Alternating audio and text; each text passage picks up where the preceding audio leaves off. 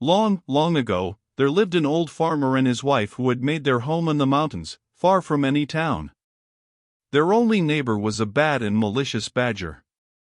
This badger used to come out every night and run across to the farmer's field and spoil the vegetables and the rice which the farmer spent his time in carefully cultivating. The badger at last grew so ruthless in his mischievous work, and did so much harm everywhere on the farm, that the good-natured farmer could not stand it any longer, and determined to put a stop to it. So he lay in wait day after day and night after night, with a big club, hoping to catch the badger, but all in vain. Then he laid traps for the wicked animal. The farmer's trouble and patience was rewarded, for one fine day on going his rounds he found the badger caught in a hole he had dug for that purpose. The farmer was delighted at having caught his enemy, and carried him home securely bound with rope. When he reached the house the farmer said to his wife, "I have at last caught the bad badger. You must keep an eye on him while I am out at work and not let him escape, because I want to make him into soup tonight."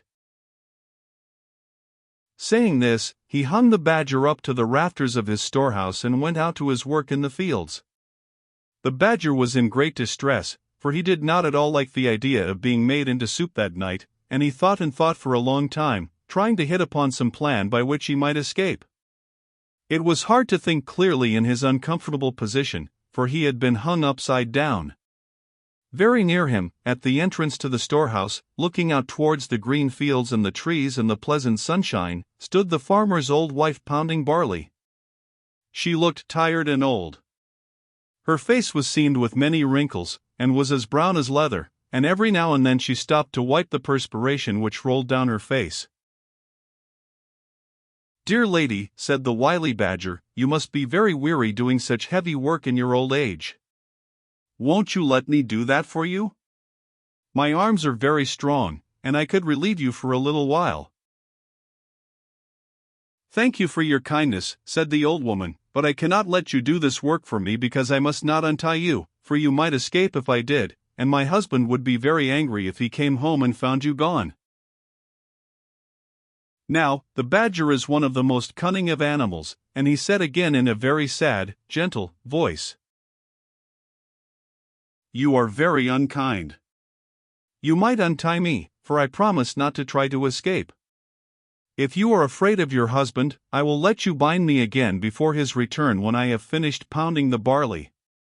I am so tired and so tied up like this. If you would only let me down for a few minutes I would indeed be thankful." The old woman had a good and simple nature, and could not think badly of anyone. Much less did she think that the badger was only deceiving her in order to get away. She felt sorry, too, for the animal as she turned to look at him. He looked in such a sad plight, hanging downwards from the ceiling by his legs, which were all tied together so tightly that the rope and the knots were cutting into the skin. So in the kindness of her heart, and believing the creature's promise that he would not run away, she untied the cord and let him down. The old woman then gave him the wooden pestle and told him to do the work for a short time while she rested.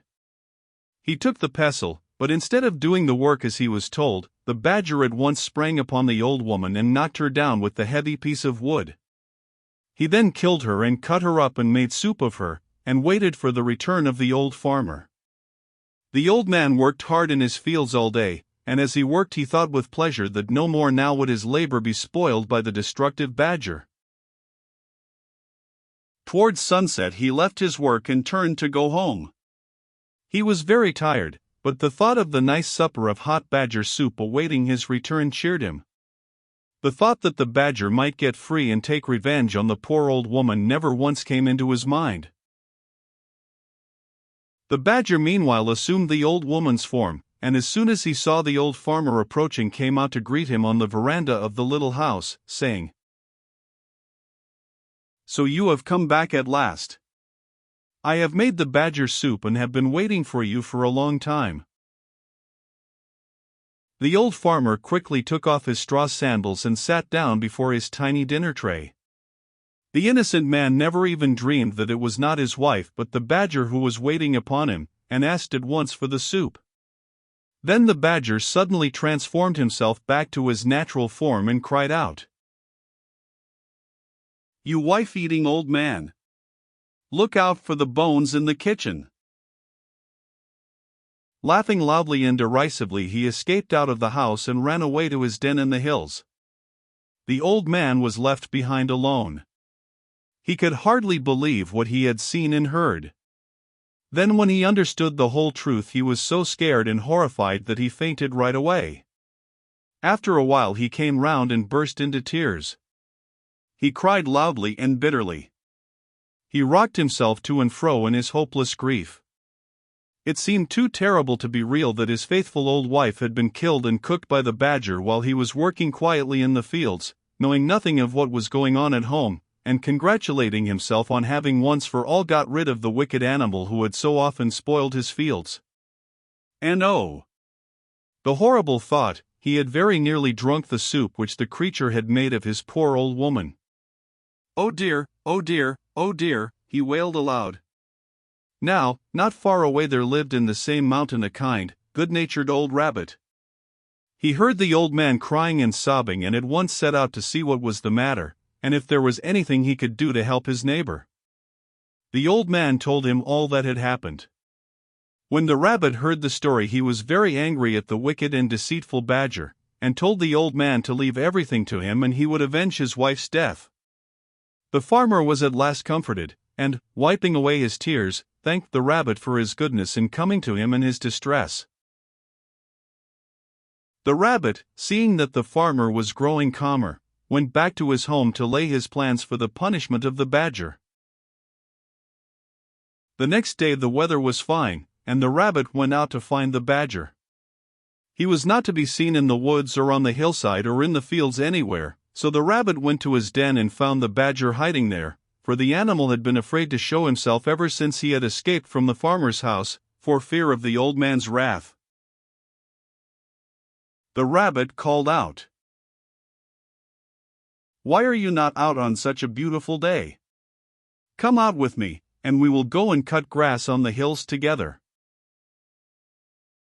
The badger, never doubting but that the rabbit was his friend, willingly consented to go out with him, only too glad to get away from the neighborhood of the farmer and the fear of meeting him. The rabbit led the way miles away from their homes, out on the hills where the grass grew tall and thick and sweet. They both set to work to cut down as much as they could carry home, to store it up for their winter's food. When they had each cut down all they wanted, they tied it in bundles and then started homewards, each carrying his bundle of grass on his back. This time the rabbit made the badger go first. When they had gone a little way, the rabbit took out a flint and steel, and, striking it over the badger's back as he stepped along in front, set his bundle of grass on fire. The badger heard the flint striking, and asked,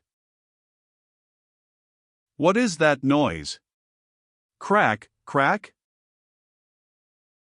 "Oh, that is nothing," replied the rabbit. "I only said crack, crack because this mountain is called Crackling Mountain." The fire soon spread in the bundle of dry grass on the badger's back. The badger, hearing the crackle of the burning grass, asked, "What is that?" "Now we have come to the burning mountain," answered the rabbit. By this time the bundle was nearly burned out and all the hair had been burned off the badger's back. He now knew what had happened by the smell of the smoke of the burning grass. Screaming with pain, the badger ran as fast as he could to his hole. The rabbit followed and found him lying on his bed groaning with pain. "What an unlucky fellow you are," said the rabbit. "I can't imagine how this happened. I will bring you some medicine which will heal your back quickly." The rabbit went away glad and smiling to think that the punishment upon the badger had already begun. He hoped that the badger would die of his burns, for he felt that nothing could be too bad for the animal, who was guilty of murdering a poor helpless old woman who had trusted him. He went home and made an ointment by mixing some sauce and red pepper together.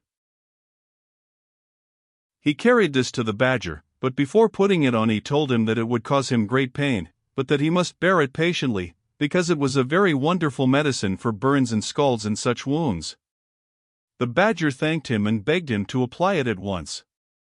But no language can describe the agony of the badger as soon as the red pepper had been pasted all over his sore back. He rolled over and over and howled loudly. The rabbit, looking on, felt that the farmer's wife was beginning to be avenged. The badger was in bed for about a month, but at last, in spite of the red pepper application, his burns healed and he got well. When the rabbit saw that the badger was getting well, he thought of another plan by which he could compass the creature's death. So he went one day to pay the badger a visit and to congratulate him on his recovery. During the conversation, the rabbit mentioned that he was going fishing, and described how pleasant fishing was when the weather was fine and the sea smooth.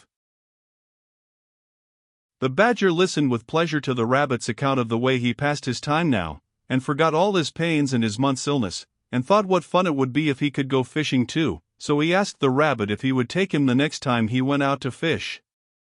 This was just what the rabbit wanted, so he agreed. Then he went home and built 2 boats, one of wood and the other of clay.